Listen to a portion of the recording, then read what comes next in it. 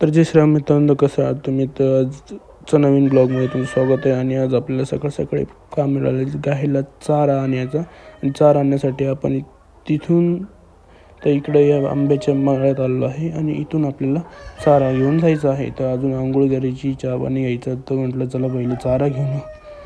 आणि मग इथं आपल्याला घास कापायचा आहे. पण इथून घास कापून ते गेट दिसते तिथं नेऊन टाकायचं आहे. तर चला घास कापून घेऊ एकदा.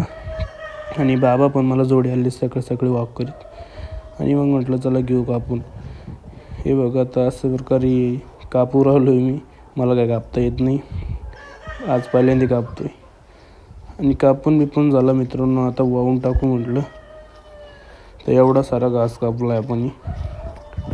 आणि आपल्याला काही कापता येत नाही, पण तुमच्या भावाने कापला आणि आणून पण टाकला. इथं आपल्याला गिन्नी गवत पण तोडायचं होतं, ते पण तोडून टाकलं. ते का तुम्हाला ब्लॉगमध्ये दाखवलं नाही.